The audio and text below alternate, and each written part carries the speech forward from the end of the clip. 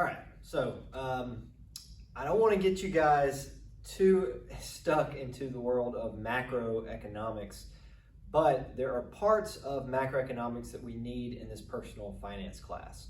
So macroeconomics is basically the study of the overall economy. What makes it tick, what things influence it, why are some countries wealthier than other countries, and so forth. These are really important topics, but not all of these topics are important in personal finance. So what I'm going to do today is try to think of some of the key ideas in macroeconomics that we need to know in personal finance.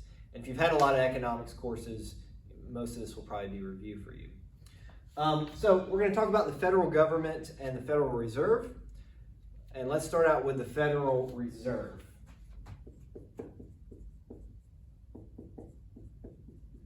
Federal Reserve is the central bank of the United States.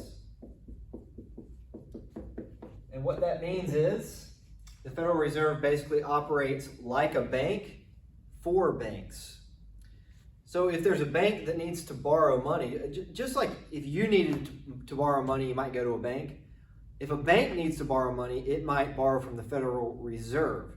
So the Federal Reserve is like this huge US-wide banking system that oversees the banks in the United States, the commercially operated banks in the United States.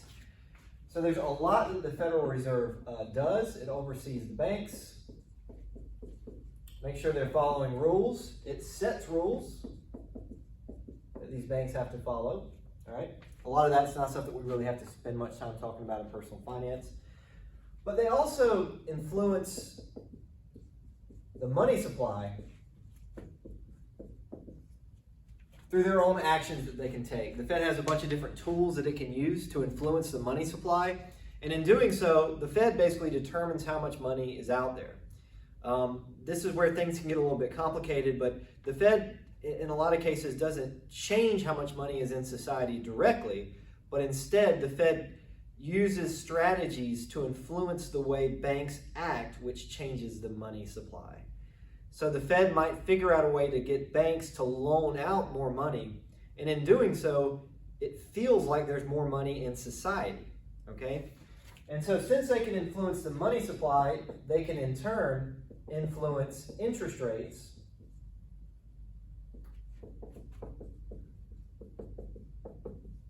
and inflation rates. And this is where this really enters into your personal finance. Certainly your personal finance is going to be influenced by these things. These things have a tremendous amount of effect on your future, right? If interest rates are high, that's good news if you're like saving a lot of money in bonds, because if interest rates are high, that means you're going to get a higher interest rate. But if interest rates are high, that'll make it harder to borrow money to finance a car purchase or to take out a mortgage. So interest rates play a big role in determining what happens in the future for you. And the same can be said with inflation rates. Inflation rates are a little bit complicated. People sometimes don't really understand what they mean, but inflation rates being higher means you essentially need higher returns on your investments in order to reach your goals, your financial goals. So these things are going to matter a lot. All right, let's first start out by talking about inflation. And again, I'm going to try not to go too far in depth because this is not a macroeconomics course. This is personal finance. I'm just trying to give you what you need to know. So inflation. Inflation is the percentage change in prices, usually quoted in annual terms. What I mean by that is when people think about inflation rates, they usually think about it over a 12-month period, not over, say, a 3-month period. All right. So, for example, in 2019, the inflation rate was about 1.8% in the United States. So we need to know what that means so that we have the language down. All right.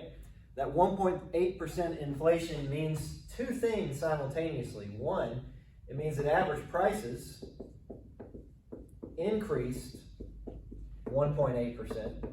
Okay. Be very careful here if you have an exam or quiz question. I see this mistake a lot of times from students.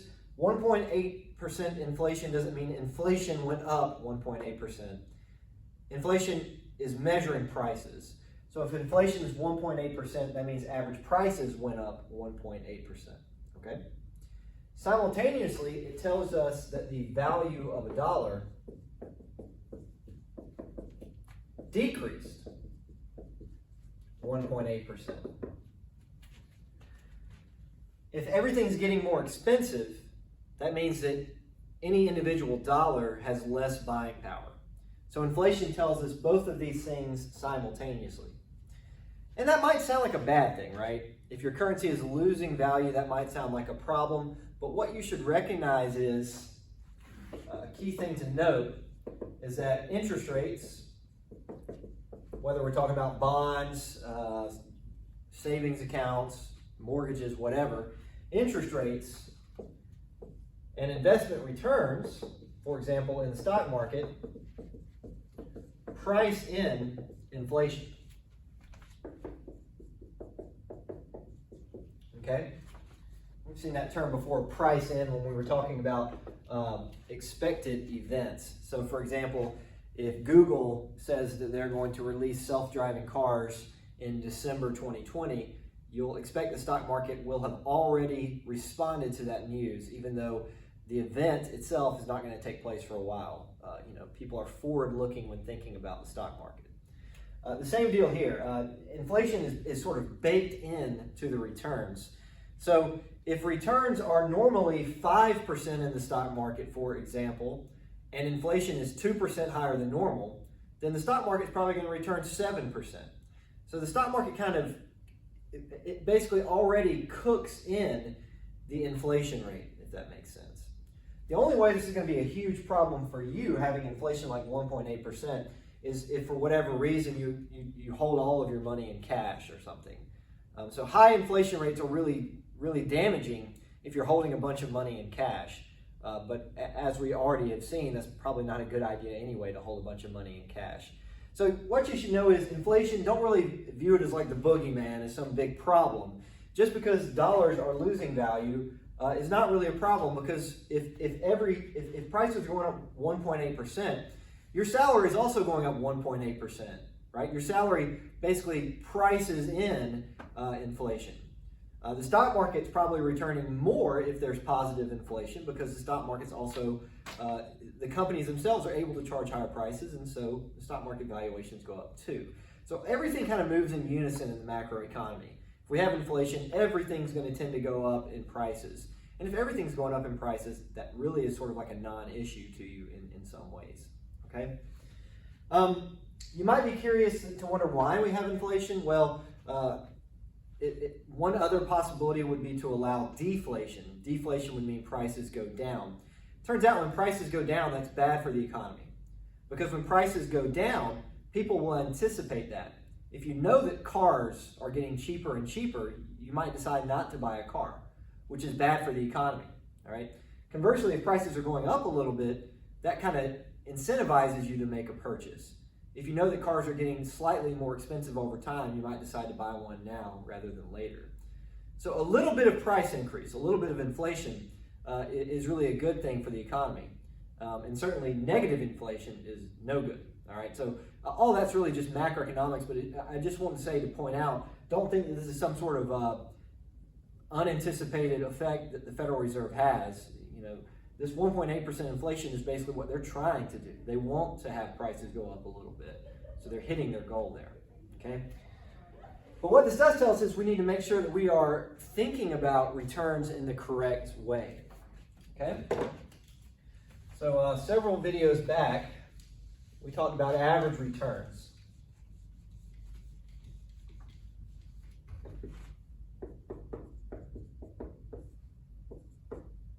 So a couple of assets we care the most about, at least so far in this class, are stocks and bonds, right? Because your investment portfolio is going to be made up of stocks and bonds. And we said that their average return, if you guys recall, for stocks is right at 10%, which is a number I always like to remember because I use that in my calculations a lot. And then for bonds, bonds are way more all over the place. They're influenced by what the Fed does. We're going to talk about that in a second. But if you go back like 60 or 70 years, bonds, sort of the safe bonds that you might invest in, have averaged about 5%. Of course, what you should recognize is immediately that this is not all that helpful of information if you're trying to think about how much wealth you could gain. For example, if inflation on average is 10%, right? If stocks are going up 10% a year, but inflation is also 10%, basically you've canceled out any of the gains. So there's some terminology that we need and some new math that we need to do to help us understand how our wealth grows over time. Okay? So let me give you some new terms here. Nominal. Anytime you see this term nominal in economics, nominal refers to returns basically without excluding inflation. So if your credit card charges a 20% interest rate, that 20% interest rate is nominal. It doesn't consider inflation, all right? So this is dollar values or interest rates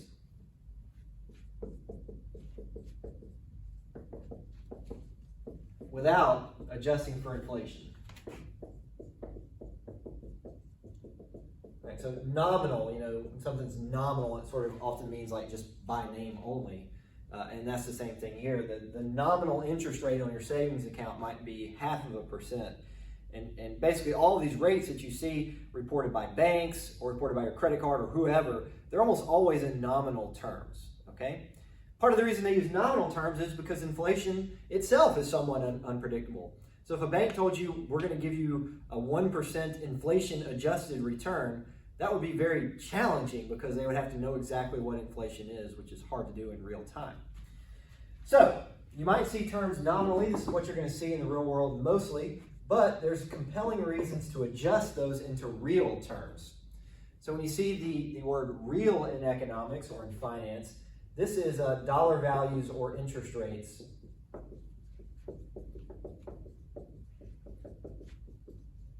adjusted for inflation.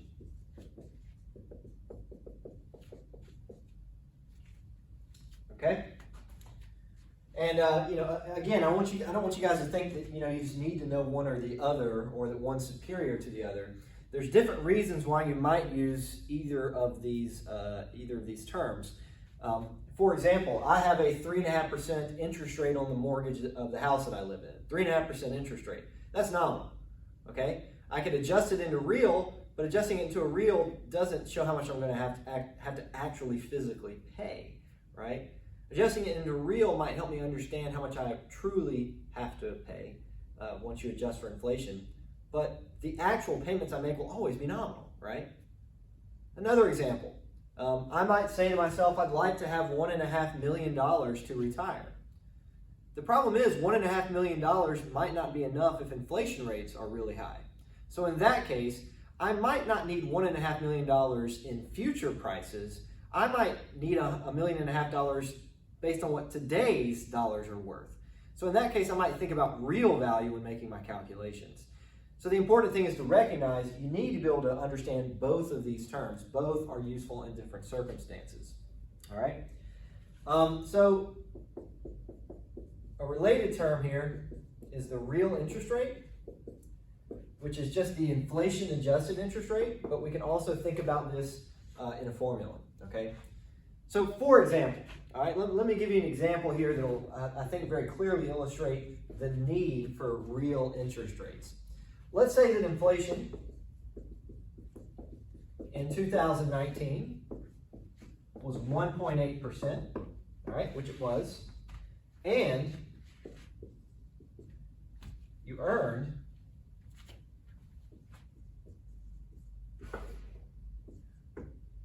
$4.5% investing in bonds. All right? There's a lot that I could ask you here. I could ask you how much more money did you have at the end of the year in bonds? The amount of money you have in bonds is going to go up by 4.5%, right? So if you invest $1,000, you'd have $1,045 at the end of the year, okay? But that doesn't answer how much wealth you've increased. So what you might recognize is if you've gained 4.5% in dollars, but the dollars lost 1.8% of value, the difference between those two answers would sort of show how much wealth you gained. That's the idea behind the real interest rate. It's the interest rate that you earn once you've excluded the effects of inflation, okay? So the real interest rate that you're going to use is the nominal interest rate minus the inflation rate, okay?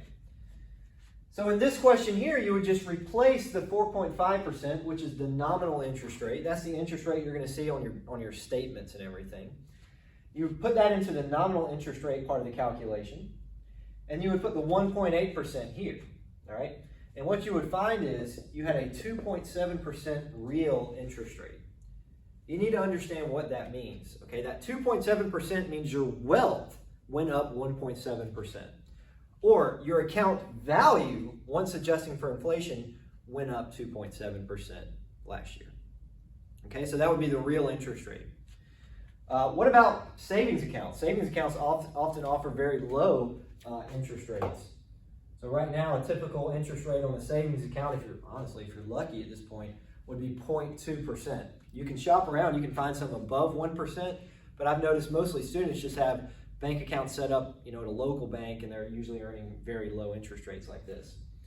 Well, in this scenario here, you would notice that the interest rate that you earn, the real interest rate that you earn, would actually be negative 1.6%. Okay, so what this means is, at the end of the year, your account would have 0.2% more money in it, but your account's value would actually have gone down by 1.6% once adjusting for inflation. This just drives home the point that, to ever retire, to ever get wealthy, you're probably going to have to figure out a way to earn interest above and beyond what's offered by, just like savings accounts and checking accounts that banks have. Anytime I talk to somebody and they tell me they got a lot of money in checking or savings accounts and they're young, I kind of know that they're probably don't know what they're doing, or they're about to make a big purchase. Maybe you're about to make a down payment on a home and you just want that money safe and ready. Fair point. But if you're trying to save for retirement, you don't want to have a bunch of money in checking or savings accounts. All right, so that's the idea of the real interest rate. Okay, so you might wonder, these returns here. It turns out these returns we've used in the past are nominal. So these are the nominal average returns, which is useful. It shows how much your money is going to grow over time when invested. But we might also care about the real interest rate, okay? Turns out that average inflation, historically, it varies over time, but historically, looking back during the same data period, average inflation has been about 3%. So that basically erodes a significant portion of the returns that you have. So stocks are going up 10% over year, right? They're going up 10% every year, but inflation is going up 3% every year. So the result is the real average return for stocks is right at 7%, which is another figure that I just have memorized. I find myself using it a lot when thinking about how my wealth is growing over time. So you get about 7% return from stocks, and you get about 2% from bonds. And this kind of shows the sort of strange way that interest rates work here. The lower interest rates are in nominal terms, the more the value is eroded by inflation, all right? Remember, the values we're talking about here grow in compounding terms. So this is going to basically make a harder hit on bonds, because the average inflation of 3% essentially erodes 60% of the growth from bonds. And that 60% erosion of wealth is compounding. So bonds are going to return a lot less than they would if inflation somehow didn't exist, okay? Stocks also lose 3%. 3% is 3%, right? Those numbers are the same. But 3% is only 30% of the 10% return from stocks. So in a way, the lower the interest rates are, the more adverse the effects of inflation are on real growth. So what this means is, if I'm trying to answer a question, which I find myself asking myself a lot, how much money do I need to retire? How much wealth do I need? Am I on the right track to attain my goals? So basically where I'm at right now is I'd like to retire, as I've said before, in 17 years. In 17 years I'll be 51. That is my tentative expected retirement date. So I'd like to retire in 17 years. I need to have about 1.5 million to retire. All right, that's through all my different accounts, my 457, HSAs, Roth IRAs. Basically, I need to have 1.5 million to retire. Okay, and currently I have about, well, let's think of this a different way. I ask myself this instead: how much do I need to invest today to reach this goal? Okay, and that's not going to be quite enough information to answer this question, okay? But before we even think about how to solve for this, think about what I mean when I say 1.5 million. I need to have about 1.5 million to retire when I'm 51 years old. What if there is like ridiculously high inflation over the next 17 years? What if inflation is like 10% per year? Will $1.5 million be enough? Definitely not. Definitely not, okay? That would not be enough money, all right? So here's the problem. If I solve this without thinking about inflation, I'm going to get an answer that's not enough, because getting $1.5 million is really not that hard, because inflation is basically going to erode the value of a dollar. $1.5 million in 17 years is probably worth the same as about $600,000 today, maybe $800,000 today, because of just inflation, all right? So $1.5 million is not going to cut it. So what I would basically add to this question to make sure that I'm considering the effects of inflation, I need to figure out how to have 1.5 million in today's dollars. Okay? So I know I need $1.5 million if I were to retire now, like that's kind of how much wealth I would need. So I could imagine, what if there was no inflation? What if prices stayed exactly the same every single year? Well, then 1.5 million in today's dollars would work for me, okay? So that's sort of what I'm thinking about. I need to figure out a way to eliminate the effects of inflation. So let's just put in our actual values that we have here. Let's say that stock market returns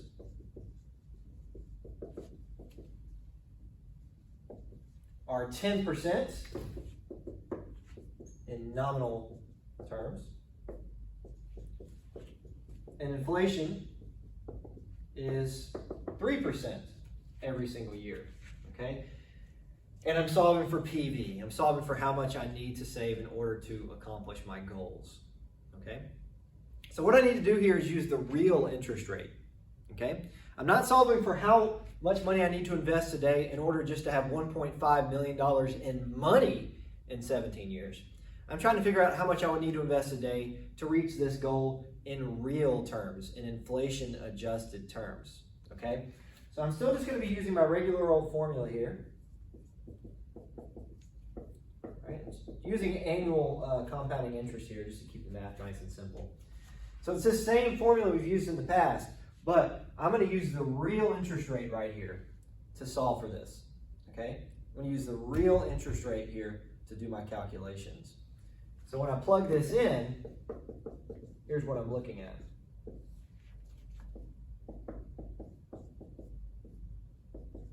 All right.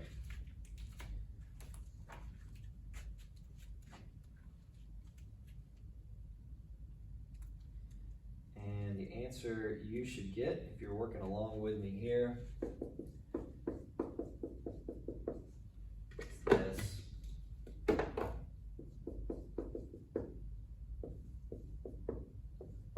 Okay, so that's like how much I need to have invested today in order to reach my goal if I'm not going to make any more contributions over time.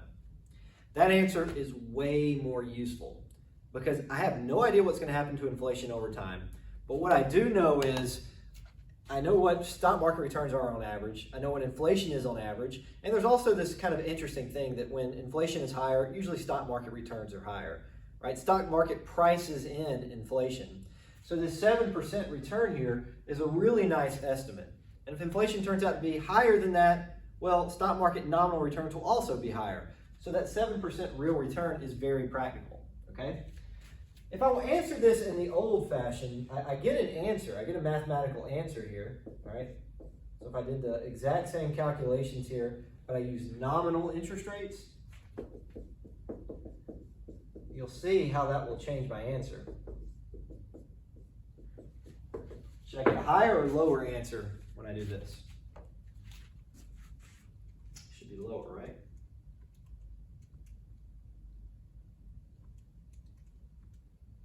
What I get. And we need to make sure we can interpret these, okay?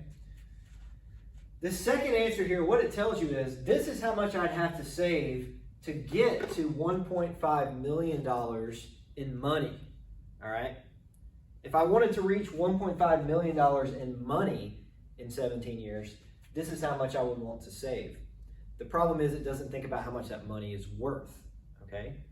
So in reality, this is going to get me to $1.5 million, but $1.5 million might not be enough money because it doesn't consider the idea of inflation. If I know that $1.5 million today, in today's dollars, is what I need, then this is a better way to think about it, because this shows how much I need to save when I'm considering the effects of inflation, okay?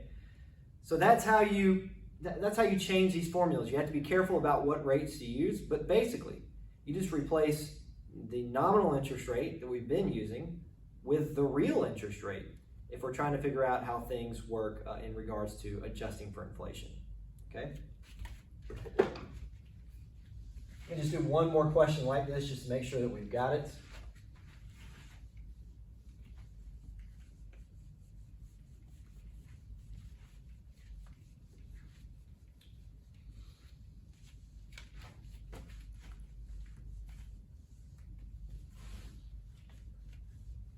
So let's say that I have credit card debt.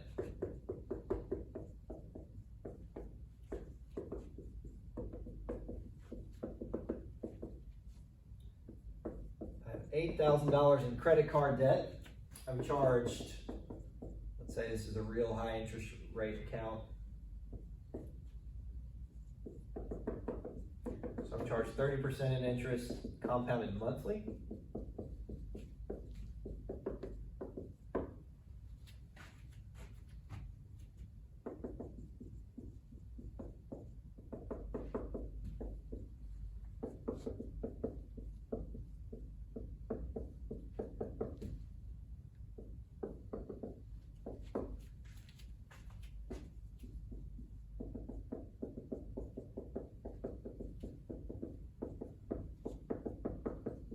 Okay, so here we go.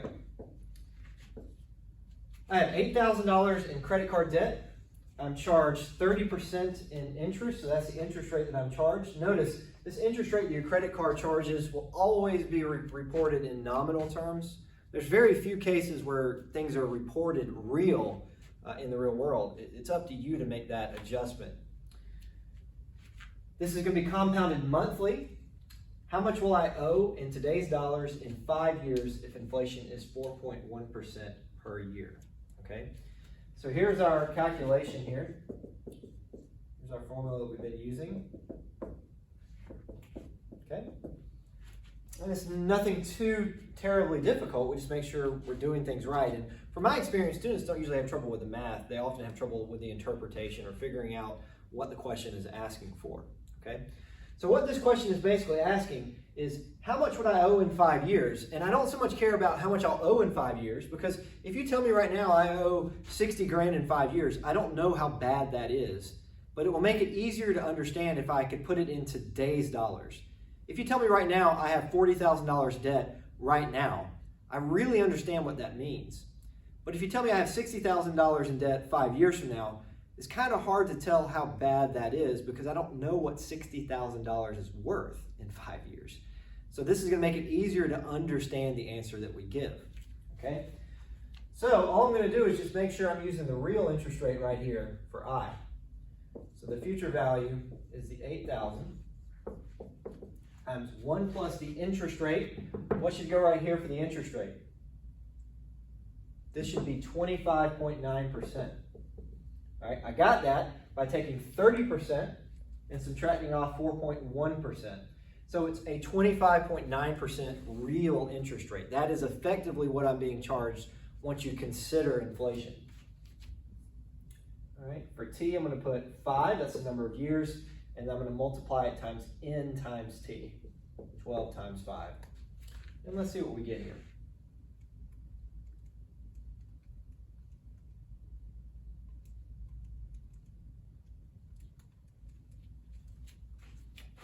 Obviously, it's going to be a high number because that's a high interest rate, real or otherwise. It's going to be high. Okay, and that's the answer I get, about $166,000.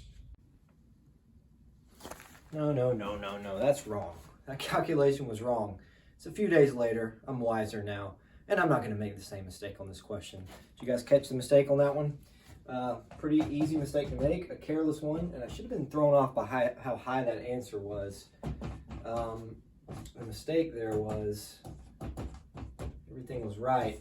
When I'm dividing here, I should divide by the number of compounding periods. Instead, I divided by the number of years.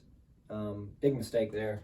So this should be 12, and everything else about the formula was correct. All right. So what I should get after solving for this is this value here. And I think it's always important to think about what an answer like this means, okay? In 5 years, it's not that you're going to owe $28.8 thousand. It's that the amount that you owe in 5 years will have the same value as $28.8 thousand today. So if you're trying to think about how much debt you're going to have in the future, this is a good way to do it because it's easier to understand. Imagine yourself right now being $28.8 thousand in debt. Think about what that would feel like. Well, that's how much debt you're going to have in 5 years if you don't make any payments to your credit card, okay? Truth be told, this is not the amount you'll owe, all right? We could also solve for that. The amount you owe can be solved for with the nominal interest rate, okay? In that question, the nominal interest rate, not adjusted for inflation, was 30%. And so that would be the formula. The only thing that changes there is the whether or not we're including the inflation rate. Okay, so your debt is going to grow at a 30% rate. That's what that's telling you right there. Your debt grows at a 30% rate.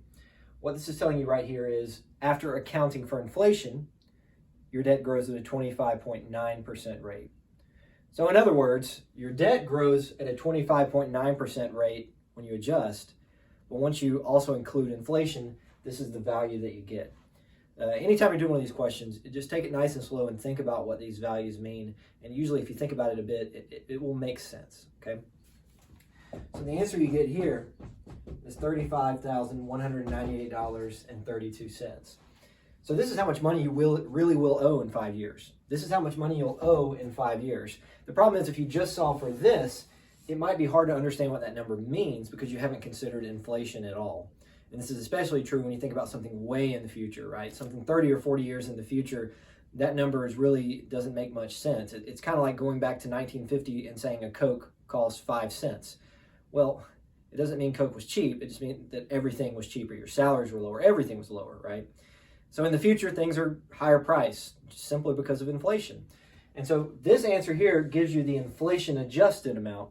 This here gives you the unadjusted amount. If you're trying to figure out how much debt you'll have in 5 years, this is your answer, all right? This is unadjusted debt. 5 years from now, this is the payment you're going to need to make if you want to pay it all off at once. But if you're trying to figure out how painful the debt is or what the debt would feel like in today's dollars, this is the answer you would use. So you need to be able to do both because there's times when both are meaningful. Now, back to the regular video. To wrap up our discussion of the Fed, we got to talk a little bit about interest rates. The Fed influences interest rates through various tactics. And one interesting thing about the Fed is the Federal Reserve is a private organization. So although the Federal Reserve has a tremendous amount of power, they're outside of the political influence for the most part that the government has. So if you're wondering why don't we hear more from the Fed, it seems like an important organization. Big reason why I don't hear a lot from them is because we're not ever voting for the Fed. And the president, for example, doesn't really have any impact on what the Fed does. So the Fed can do whatever they want, okay? So basically the Fed tries to stabilize the economy. And one way it helps stabilize the economy is try to give us predictable, low but positive inflation rates. For example, last year we had 1.8% inflation. That helps stabilize things a good bit. Interest rates also play a really big role, okay? And so the Fed has a really important job of trying to stabilize the economy via interest rates. And for the Fed, it's not so much about keeping interest rates constant over time. It's about doing things with the interest rate to speed up or slow down the economy, okay? So for example, if the economy is weak, one way to stimulate the economy would be to try to get people to borrow more, okay? So the Fed is going to try to enhance borrowing. There's lots of ways to enhance borrowing, but maybe the simplest way is to affect interest rates. So think about it for you personally. If I were to offer you a loan, if I said I'm going to give you $10,000 right now and I'm going to charge you interest, would you be more likely to take that loan if the interest rate was low or high? Of course, you'd be more likely to take it if the interest rate was low, right? So to enhance borrowing when the economy is weak, the Fed will reduce interest rates. If you're wondering how, well, take some macroeconomics courses. Take money and banking, where we spend a lot of time talking about these things. But the Fed will reduce interest rates, and by reducing interest rates, it will increase borrowing. Think about why people borrow money. They borrow money for houses, cars, to go to college, to start a business, to expand a business. All of these things are very stimulating to the economy. So the Fed will figure out a way to reduce interest rates, okay? If the economy is very strong, or perhaps even too strong, they might decide to try to slow economic growth. There's a couple reasons to slow economic growth. One might be because it's growing too fast, which is possible. A second reason is because essentially they want to figure out a way to push interest rates up so that they can lower them in the future. If interest rates are right at 0%, you can't drop them anymore. So you'd like interest rates to be high enough to give you the chance to drop them. So when the economy is strong, the Fed will sometimes raise rates just to give them the ability to drop them in the future if they need to, okay? So if the economy is strong, you might want to reduce borrowing by raising rates.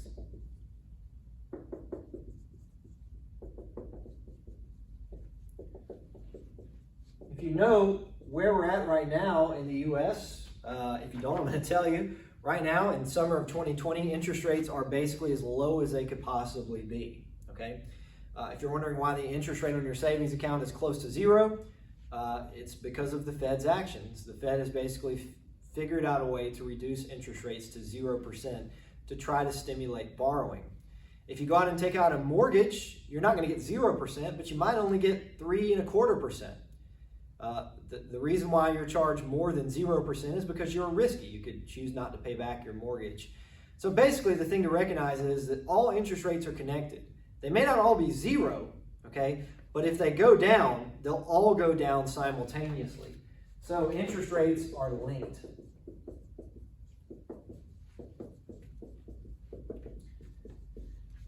All right, when they're all up, when one's up, they're all going to be up. When one's down, they're all going to be down. Right now, they're all down. Interest rates are very low. And so you might ask yourself, is that a good thing or a bad thing? Well, from the economy standpoint, the economy is bad, and the Fed's trying to fight the poor economy right now with stimulating actions, okay? So it's not so much that low interest rates mean the economy is bad. It doesn't cause the economy to get bad. It's more like a symptom of a bad economy, okay? But let's think about it now on a more personal basis, all right? If interest rates are low, like they are right now, this means that this is going to be bad if you are saving in bonds, saving in savings accounts, and et cetera, okay?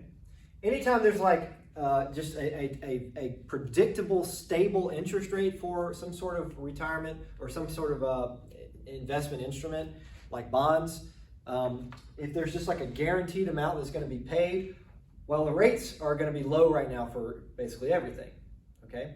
So if you're somebody who's really trying to save a lot of money in bonds right now, you're real disappointed with what's happening because you're not going to be able to earn much interest. Right now, bond rates the bond returns right now in the U.S. are below the inflation rates. So the real return right now is actually negative. So it's not a very good time to invest in bonds, all right? So as a result, people tend to invest in stocks, and we'll think about how this affects stocks in just a second. So it's bad if you're one of those people, all right? But it's good if you're borrowing money for any reason. So right now is, relatively speaking, a good time to take out a mortgage, okay? Now, this gets way more complicated when interest rates are low, housing prices tend to go up, but ceteris paribus, if we basically try to set everything else equal, borrowing money right now is cheap. It's cheap to borrow money. So if you're somebody right now who needs to borrow a lot, this is good news to have a low interest rate. If you're somebody who's trying to save a lot in stable assets like bonds, this is bad interest.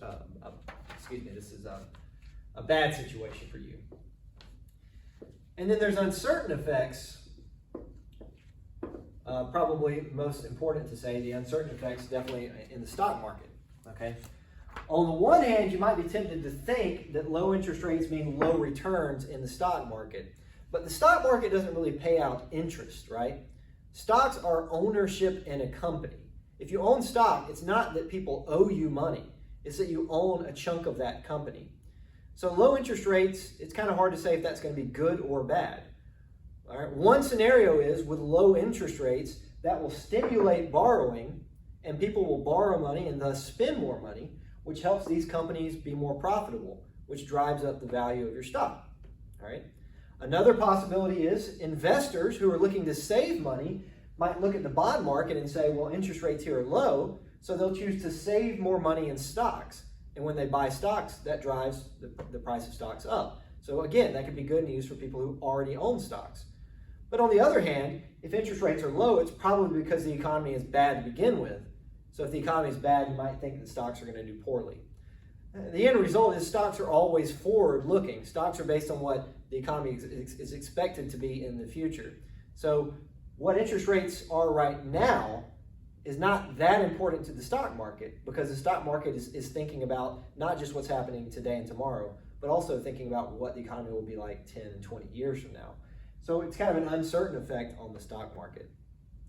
So how do you use this information? Well, to some extent, it's kind of hard to use this information because you can't influence what the Fed is going to do, okay?